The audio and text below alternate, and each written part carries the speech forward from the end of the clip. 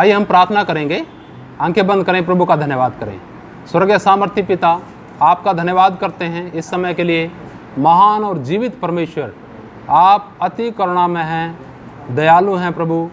आपने हमारे कामों के अनुसार हमसे व्यवहार नहीं किया, लेकिन अपनी बड़ी दया के अनुसार हमसे व्यवहार किया। धन्यवाद आपके उस प्रेम के लिए प्रभु, जो आपने हमारे साथ किया, हमसे किया प्रभु। धन्यवाद प्रभु जी। आज की जो वाणी है, जो आपकी वाणी है प्रभु, पवित्र आत्मा जी, इन वाणी को आप सिखाएं, आप समझाएं, ये वचन हमारे आत्मा, जीवन और व्यवहार में उतरने पाएँ प्रभु। हम जानते हैं प्यारे पिता, बिना आपके वचन की समझ के मनुष्य एक पशु सरीखा है। प्यारे पिता, हम सब की बुद्धि पर आपका नियंत्रण हो, कब्जा हो प्रभु, जीवनों पर आपका नियंत्रण होने पाए। धन्यवाद, सब कुछ आपके हाथ में सौंपते हैं और धन्यवाद के साथ प्रार्थना प्रभु यीशु के नाम से मांगते हैं, आमीन। प्रभु का धन्यवाद, प्रभु की स्तुति हो। एक भजन के साथ हम वचन में जाएंगे। चख कर मैंने जाना है, ये भजन हम सब जानते भी हैं, थोड़ा सा गाएंगे और उसके बाद प्रभु के वचन में चलेंगे। चख कर मैंने जाना है, यहोवा कैसा है भला।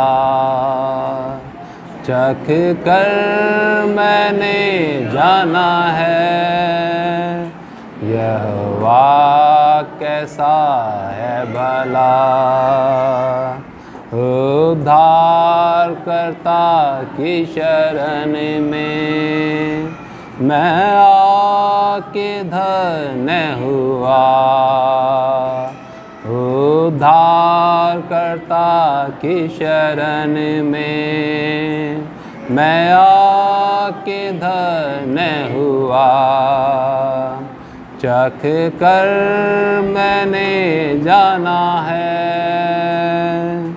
जीवन भर मैं तेरी करुणा को ना भूलूंगा।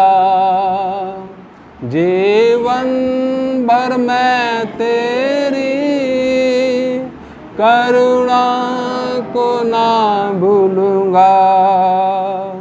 संकट में जब मैं पड़ा, संकट में जब मैं पड़ा, तूने आके सहारा दिया।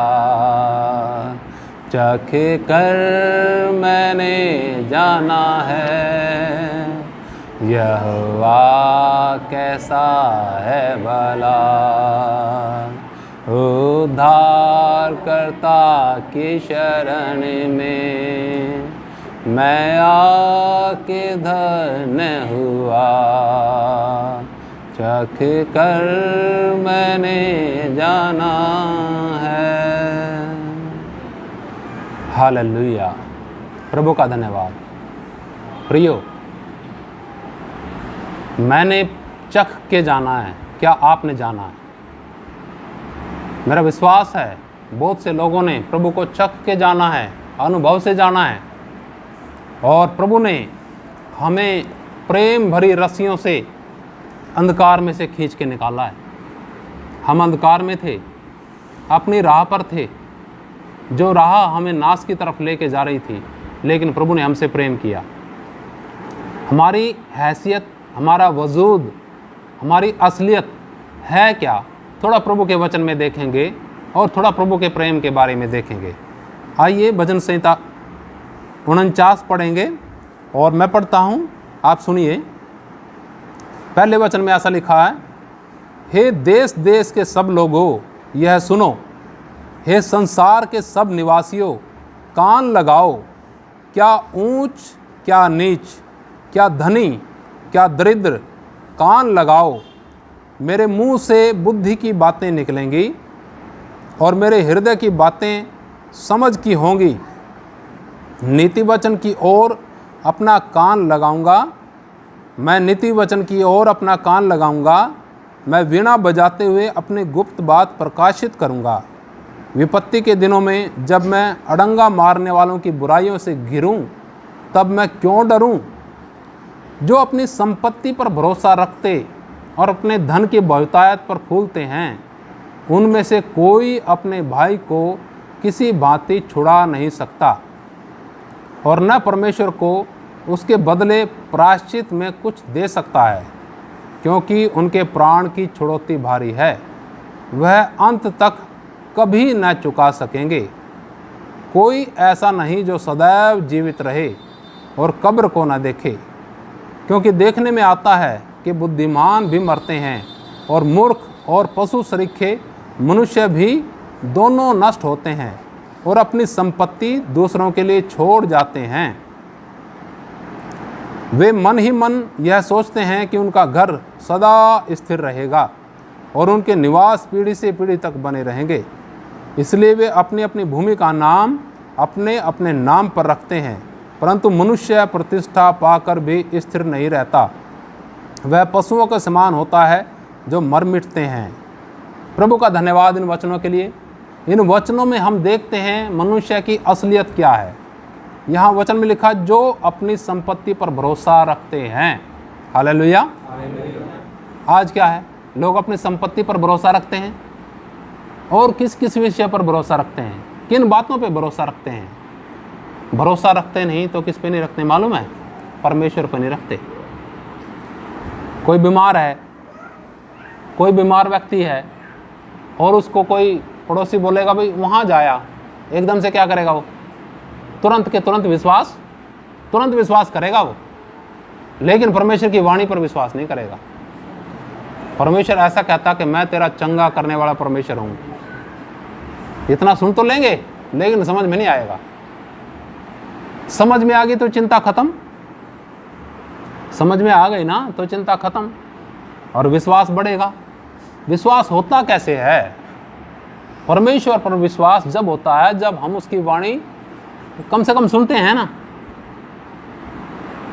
कम से कम क्या करें, उसकी वाणी क्या करें? सुने तो सही, सुनो तो सही है क्या। बहुत से लोग तो यहाँ बैठे बैठे भी उनका ध्यान और ही कहीं है। तो ऐसा आदमी बोर होगा या आनंदित होगा? कहेगा यार बड़ा गलत जगह चला गया, मेरा टाइम बर्बाद हो गया।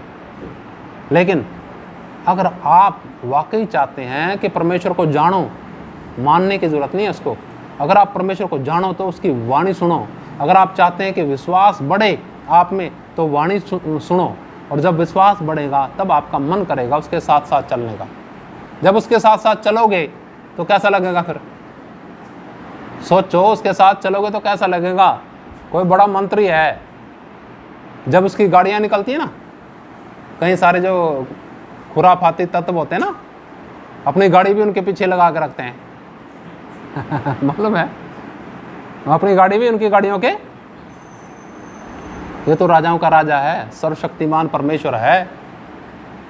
विश्वास नहीं उसके ऊपर ना, तभी तो ये बातें वैसे लगेंगी। लेकिन उसके साथ साथ चलने वालों के जीवन में देखो, अब्राहम, इसहाक, याकूब, मूसा, यहोशू, एलिया, एलीशा, कितने संत लोग थे जो प्रभु के साथ साथ चलते थे, जिनकी वाणी हमारे पास है।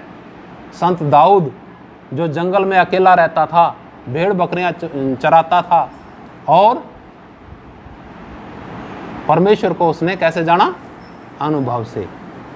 वो कहता है 10 तार वाले बाजे बजा के मैं परमेश्वर की क्या करता हूँ। कितने तार वाले? ये 10 तार हैं, 5 ये 5 ये, यानी एकांत में ताली बजा के प्रभु की आराधना वो करता था।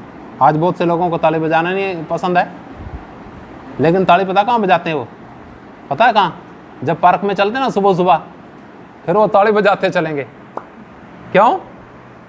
किसने दिमाग में बैठा दी? वैज्ञानिकों ने बैठा दी ना, साइंस ने बैठा दी ना। ताली बजाना क्या स्वास्थ्य के लिए? सर्कुलेशन ब्लड का बढ़िया होता है। ये वाणी में नहीं ये नहीं समझ में आता। जब प्रभु का दास कहता कि मैं 10 तार वाले बाजे बजा करके प्रभु की आराधना, भरोसा सर्वशक्तिमान परमेश्वर की बजाय दुनिया की हर चीज पर है। पैसे पर, डॉक्टरों पर, बहुत से लोगों पर भरोसा है, लेकिन परमेश्वर पर नहीं करते। जिसने परमेश्वर पर भरोसा किया वो कभी शर्मिंदा नहीं हुआ, और जिसने अपनी संपत्ति पे भरोसा किया, जिसने अपने ज्ञान पे भरोसा किया, जिसने अपने स्टेटस पे भरोसा किया, बुद्धि पर भरोसा किया, वो हमेशा शर्मिंदा हुआ। तो यहाँ देखिए वचन में क्या लिखा है। वचन में लिखा है कि जो अपनी संपत्ति पर भरोसा रखते और अपने धन की बहुतायत पर फूलते हैं कि देखो मेरे पास तो बहुत पैसा है, जिंदगी भर खाऊंगा, मेरी इतनी पीढ़ियां खाएंगी, ऐसे ऐसे बोलते हैं ना लोग, इतनी ये होगा इतना वो होगा। देखो आगे क्या लिखा प्रभु के वचन में, जो अपनी संपत्ति पर भरोसा रखते और अपने धन की बहुतायत पर फूलते हैं, उनमें से कोई अपने भाई को किसी भांति छुड़ा नहीं सकता। सुन लिया, अपने भाई को किसी भांति छुड़ा नहीं सकता। आगे लिखा है, क्योंकि उनके प्राण की छुड़ौती भारी है। उनके प्राण की छुड़ौती क्या है? क्या प्राण को छुड़ाने के लिए दोगे? बताओ क्या दोगे? जिस समय प्राण निकलेगा, प्रभु बोलेगा नाम लेके, नाम ना लेके छोड़ दो, प्रभु बोलेगा है प्राण निकला, क्या होगा? निकलेगा कि नहीं निकलेगा? है नहीं निकलेगा। कहीं सोचते ना मैं तो पकड़ के रखूंगा उसे, वो अपने आप ही निकल जाएगा, बैठे बैठे निकल जाएगा। चाहे उसके लिए 1 करोड़ रुपया दो, कितना लगे पड़े ना लोग, दिन भर की जद्दोजहद में, सुनो लगे पड़े, उनको जरा भर भी, रत्ती भर भी परमेश्वर का भय नहीं, जरा भर भी एहसास नहीं है। क्या पता अगला कदम किसके साथ मुलाकात का हो जाए? मृत्यु के साथ। ठीक, ये शरीर छोड़ने से पहले अपने जीवन को इस प्रकार से तैयार करें जैसा प्रभु का वचन कहता है, ताकि वो उस समय, जिस समय हम पहुंचे उसके पास, क्या बोले? है मेरे पिता के धन्य लोगो, हालेलुया। क्या बोलेगा? कब बोलेगा? जब हम यही नहीं चाहते उसके साथ संगति। मैं अक्सर बोलता हूं, जब यही संगति नहीं चाहते तो वहां क्या पसंद करेंगे? है यहां क्या पसंद है? यहां क्या पसंद है? दुनिया की संगति, अलग अलग संगति, अलग अलग किस्म के लोग हैं ना। लेकिन प्रभु का धन्यवाद, परमेश्वर की स्तुति मैं करता हूं कि आप परमेश्वर ने खींच के निकाले। हम सबको परमेश्वर ने कैसे निकाला? अंधकार से खींच के निकाला। आप में से एक भी उस नरक में नहीं जाएगा। लेकिन क्या करना है? उसके लिए खुद भी प्रयत्न करना।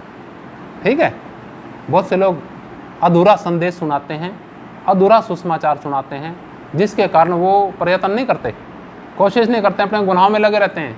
क्योंकि पास्टर ने बोल दिया ना एक भी नरक में नहीं जाएगा, तो लगे रहो कहाँ? किस में? ऐसा नहीं है। अभी वचन भी पढ़ा हमने, वो दया करने वाला है। आपने पढ़ा था ना, वो दया करने वाला है, क्षमा करने वाला है, लेकिन दुष्टों को क्या करता है? वो सजा भी देने वाला है। दुष्ट किसे बोलते हैं पता है? जिसको अपनी गलती का एहसास नहीं, समझ रहे ना, अपनी गलती की वो माफ़ी मांगता, उसको बोलते हैं दुष्ट।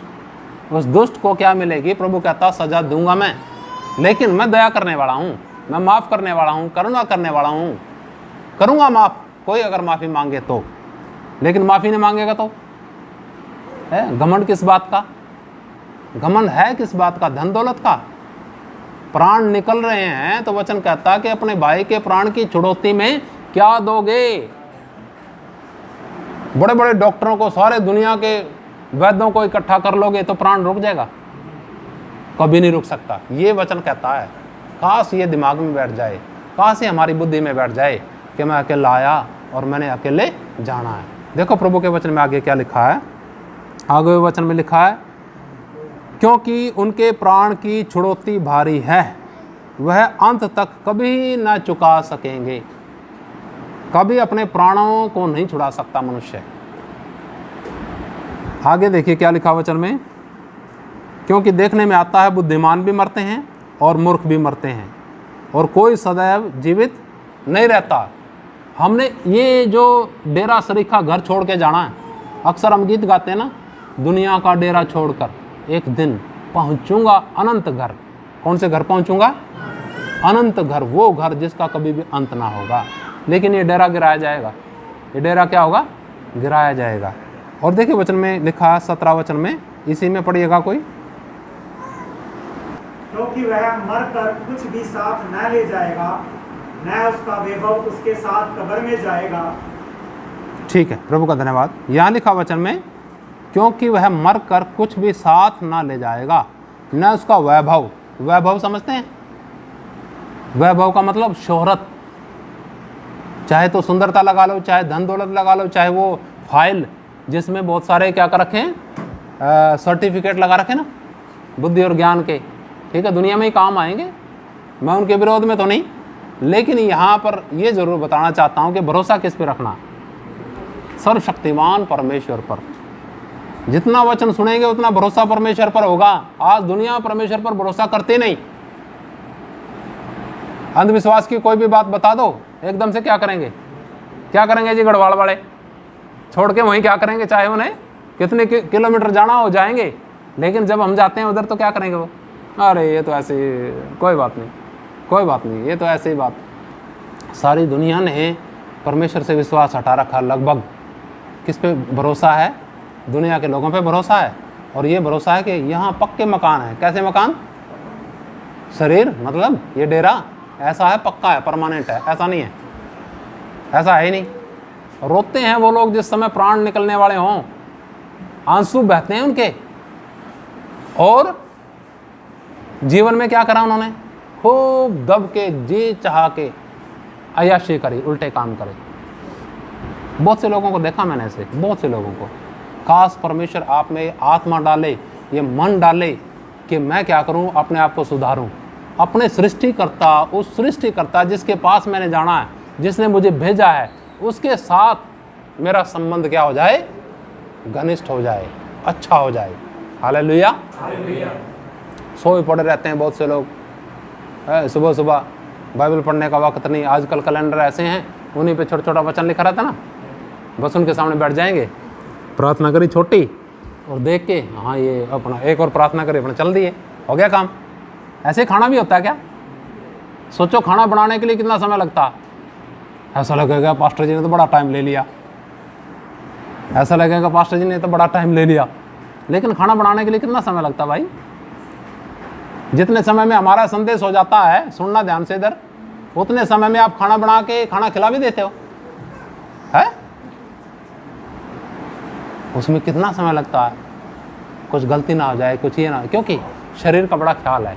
किसका ख्याल है?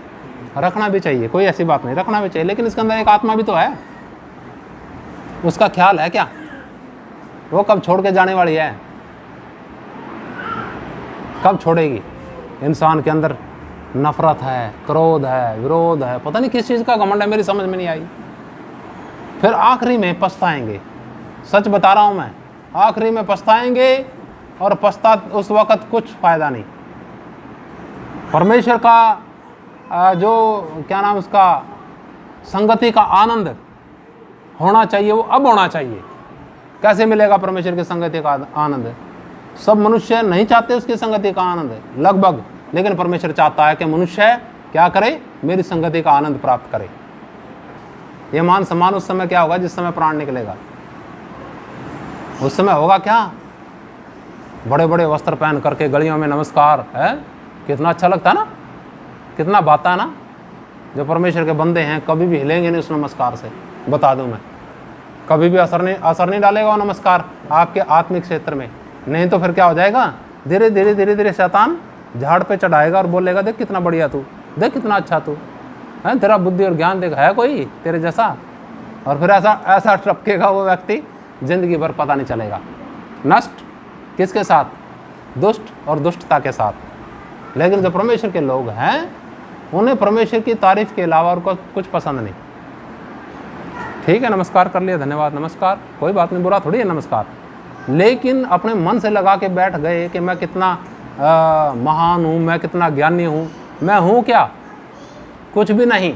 मनुष्य है क्या? अपने प्राण की छुड़ौती के लिए क्या करेगा वो? कितने दोस्तों को इकट्ठा कर लेगा वो? आपने तो अपने जीवन के अंदर देखे होंगे ना झटके, देखे कि नहीं देखे? मैंने तो देखे हैं, मुझे तो याद है जब आदमी का प्राण अटक जाता, ना इधर ना उधर, ये सब पूरा अनुभव में है मेरे।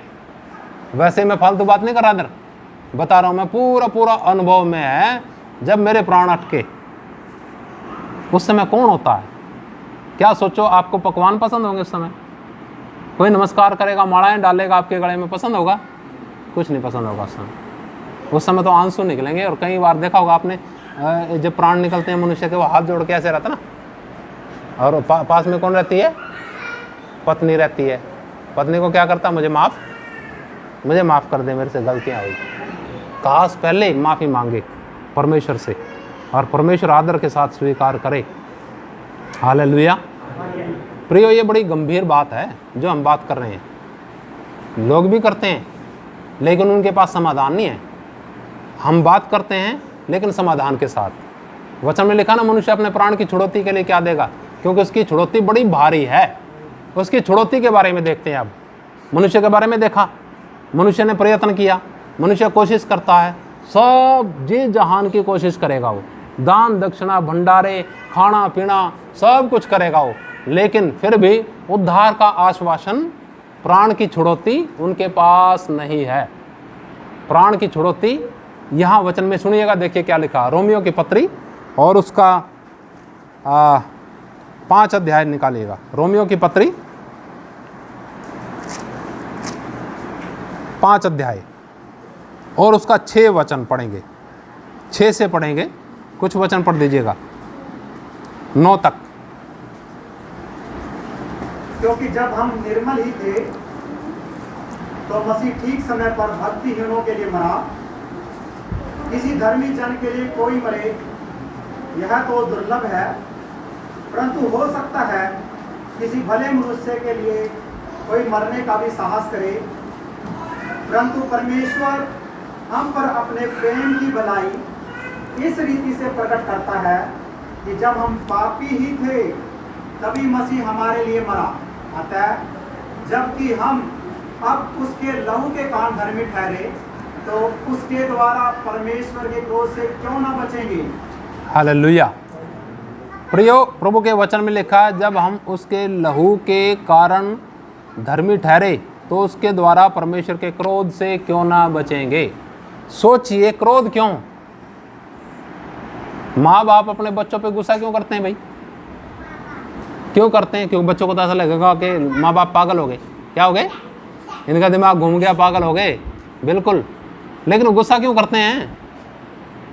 क्योंकि कुछ ना कुछ गलती करी बच्चे ने। ऐसे ही पाप के कारण परमेश्वर का क्रोध सारी मनुष्य जाति के ऊपर है। इस पाप का इलाज प्रभु जी ने किया। प्राण की छुड़ौती प्रभु जी ने दी है। क्या दे करके? अपने लहू की एक एक बूंद बहा के। लेकिन बहुत से लोग अभी भी ऐसे बैठे हैं, बिल्कुल खाली सुनते हैं, वो उनकी समझ में नहीं आती बात। किसके लिए प्राण दिया उसने? हम क्या थे? बड़े अच्छे थे हैं, बड़े धर्मी थे, बड़े पवित्र थे ना, बड़े समझदार थे ना, कोई भी कमी गलती नहीं करी। जैसा कि आपको कई लोगों को दूसरे की गलती एकदम से करती है, इसने तो गलती कर दे चमाट, क्या कर? अरे है विश्वासी। कौन से विश्वासी? क्या करेगा परमेश्वर? परमेश्वर कहेगा तुमने अपने आप को अपने आप भ्रम में रखा। मैं एक उस प्राणी के लिए जो पापी है, अपराधी है, कुकर्मी है, व्यभिचारी है, उसके लिए मैंने अपने लहू की एक एक बूंद बहा दी, और तुम किसी का छोटा सा भी अपराध नहीं सहन कर सकते। कैसे विश्वासी हो कैसे विश्वासी? बदला लेने की पूरी भावना रहती है। सोचो, है रहेगी क्या विश्वासी के अंदर? रहेगी बदला लेने की भावना? कि कौन सा विश्वासी होगा भाई जिसके अंदर बदला लेने की भावना होगी? यहाँ तो देखो क्या लिखा, जब हम निर्बल ही थे। जब क्या थे हम? निर्बल का मतलब क्या होता है? कमजोर। है ही मनुष्य कमजोर, है ही हम अपराधी। बहुत से अपराध हुए, ऐसे ऐसे अपराध हुए, अगर असलियत बताने लगे कोई यहाँ ठहरने का भी नहीं। लेकिन एक है जिसने मुझसे प्रेम किया, जिसने आपसे प्रेम किया। किस वक़्त प्रेम किया? जिस वक़्त हम कमज़ोर थे, पापी थे, अपराधी थे। लिखा ना वचन में, क्योंकि जब हम निर्बल ही थे तभी मसीह ठीक समय हम भक्तिहीनों के लिए मरा। यह है प्राण की छुड़ौती। पैसा नहीं है, हमारे धर्म के काम नहीं है, हमारा दान दक्षिणा नहीं है, कुछ नहीं छुड़ा सकता मनुष्य को, बता दूं मैं आपको। लेकिन प्रभु यीशु मसीह ने आपको और मुझे नरक से बचाने के लिए, अंधकार से बचाने के लिए, अनंत जीवन देने के लिए। कौन सा जीवन देने के लिए? वो जीवन जिसका कभी भी अंत ना होगा, हमेशा का आनंद है। वहाँ भजन गाया था ना हमने, ऐसे देश विच असा चले जाना है जिथे भुखते प्यास होनी नहीं। उस देश दा राजा है यीशु उथे रूह कोई कदे रोनी नहीं। Hallelujah, hallelujah, hallelujah. ये भजन हमने गाया, बड़ा जब हम समझ के गाते हैं ना उसका बड़ा आनंद से भर जाते हैं, आनंद के साथ उसकी आराधना करते हैं, क्योंकि हम इस लायक थे नहीं, हम थे अपराधी पापी, लेकिन उसने हमें क्या करा, उसी ने ठहराया ना हमें अपनी संतान, उसी ने हमें हमारे प्राणों की छुड़ौती के लिए अपना बलिदान दिया, अपनी कुर्बानी दी उसने। लेकिन जब हमारे समझ में आया तभी तो बात है ना। समझ में आने का मतलब समझ रहे हैं? समझ में आने का मतलब यह है कि ये वाणी और उसका स्वभाव, मसीह का स्वभाव हमारे व्यवहार में उतरना, समझ रहे हो ना, हमारे व्यवहार में उतरना, वो है कि समझ में आ गया भाई अब तो ठीक है। नहीं तो दुनिया सीखती है, दुनिया में का आज के दिन प्रार्थनाएं नहीं होती, कितनी होती हैं है? और जगह प्रार्थनाएं होती हैं, सब कुछ है, लेकिन क्या हम वाकई समझते हैं कि जिसके ऊपर मैंने विश्वास किया मैं उसे क्या करता हूँ? संत पौलुस कहता है कि मैं जानता हूँ जिस पर मैंने भरोसा रखा है वो मेरे जीवन को क्या कर सकता है? अंत तक संभाल सकता है। आप कह सकते हो? जब संकट में पड़ेंगे तो है क्या होगा? उस समय विश्वास निखर के आएगा।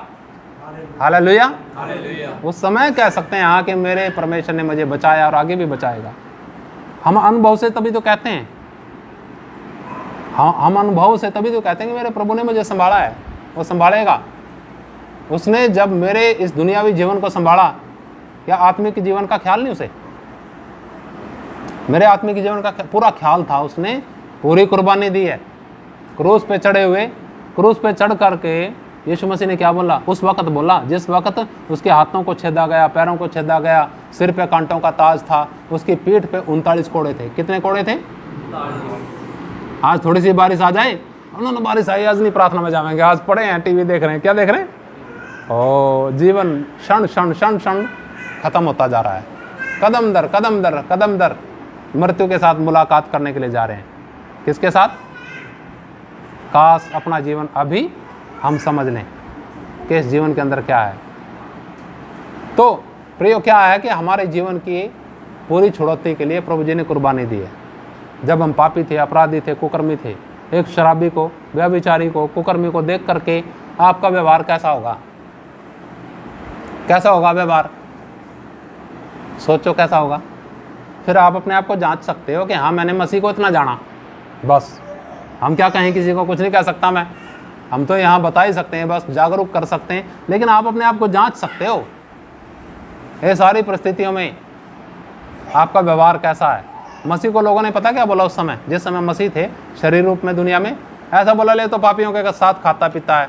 क्या करता है? पापियों के साथ बैठता है। किन लोगों ने उंगली उठाई?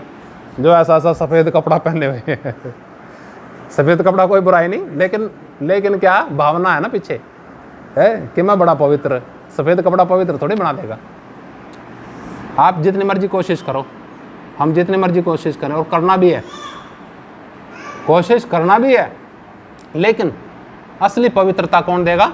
सर्वशक्तिमान परमेश्वर देगा, अपने लहू के द्वारा। हालेलुया, जो उसने अपना लहू बहाया ना क्रूस पे, उसके द्वारा। तो यहाँ वचन के अंदर लिखा है, मैं पढ़ता हूँ एक बार फिर हम समाप्त करेंगे। वचन में लिखा है, जब हम निर्बल ही थे तो मसीह ठीक समय पर भक्तिहीनों के लिए मरा। अब याद आया आपको? अब समझ में आया ना कि मसीह किसके लिए मरा? अब भक्तिहीनों, पापियों, अपराधियों के लिए, कुकर्मियों के लिए। तो हम कितना उन्हें सहन करते हैं। हमारे सामने कोई ऐसे आ जाए या व्यवहार पड़े ऐसे लोगों से, तो हम कितना सहन करते हैं? बिल्कुल भी नहीं सहन करते। बता दूं मैं आपको, बिल्कुल सहन करने की क्षमता नहीं है लोगों में। आज का समय ऐसा आ गया। क्यों नहीं सहन करने की क्षमता? आप पूछिए मेरे से, मैं बताऊंगा क्यों नहीं सहन करने की क्षमता। क्योंकि सहनशील के साथ जीवन नहीं बिताया।